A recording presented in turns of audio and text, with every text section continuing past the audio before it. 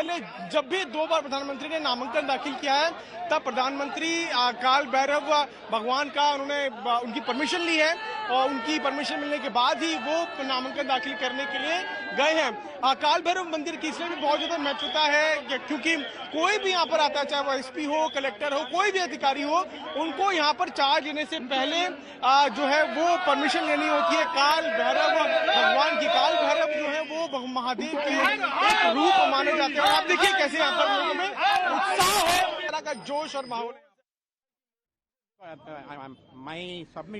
Live तस्वीरें हम आपके सामने पेश कर रहे हैं। देखिए, प्रधानमंत्री इस वक्त पूजा अर्चना करते हुए काल भैरव मंदिर में भगवान का आशीर्वाद देते हुए, और जैसा कि हमारे संवाददाता ने भी अभी बताया कि ये वहाँ का नियम है, जब कोई वहाँ पर किसी भी तरह का कोई भी कार्य करने के लिए पहुँचता है तो काशी के कोतवाल काल भैरव से आशीर्वाद लेने और उनकी आज्ञा लेने के लिए जरूर वहाँ पर जाता है।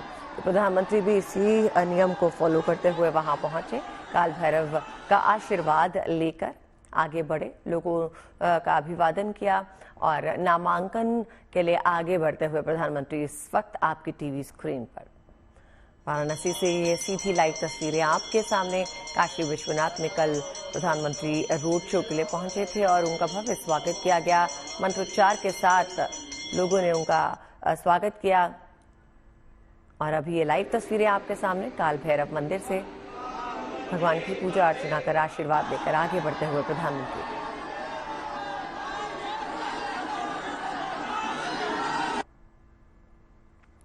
2014 में पहली बार प्रधानमंत्री लोकसभा चुनाव में बतौर उम्मीदवार काशी पहुंचे थे और तब से प्रधानमंत्री गंगा किनारे बसे इस पौराणिक शहर में रम से गए हैं। देखिए तस्वीरें काल भैरव मंदिर में जब प्रधानमंत्री पहुंचे तो मंदिर के बाहर भी लोगों का जमावड़ा लग गया और विधि विधान के साथ प्रधानमंत्री ने काल भैरव की पूजा अर्चना की और फिर उनकी आज्ञा लेकर नामांकन के लिए आगे बढ़े। उनका आशीर्वाद देकर प्रधानमंत्री नामांकन के लिए आगे बढ़े। 2019 में भी प्रधानमंत्री ने इसी शिव की नगरी से चुनाव लड़ा था। तब से लेके अब तक काशी की कायाकल्प हो चुकी है। शहर के पौराणिक महत्व को बरकरार रखते हुए विकास के काम प्रधानमंत्री कर रहे हैं और घाटों की सुंदरता तो हमने देखी ही है किस तरह से बढ़ गई है। साफ सफाई के अभियान रंग लाए हैं, स्वच्छता का संदेश जन जन तक पहुंचा है और काशी इस बात के लिए अब मशहूर भी है कि वहां पर स्वच्छता का खास ध्यान रखा जाता है।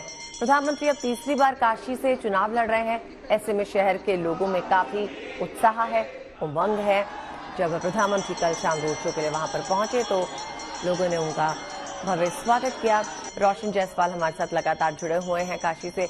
रोशन बताइए, अब प्रधानमंत्री इस वक्त कहां पर हैं?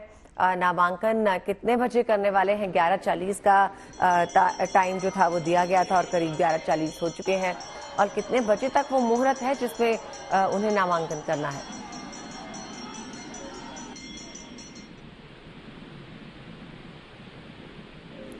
रोशन, क्या आप हमें सुन पा रहे हैं?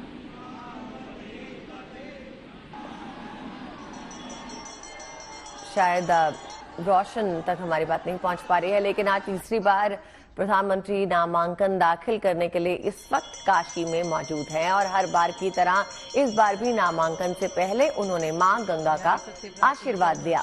सबसे पहले वो दशाश्वमेध घाट पहुंचे और पंडित वेंकट रमन खनपाटी ने प्रधानमंत्री का अंग वस्त्र पहनाकर स्वागत किया। इसके बाद प्रधानमंत्री ने गंगा पूजन किया और गंगा आरती की और दुग्ध अभिषेक किया।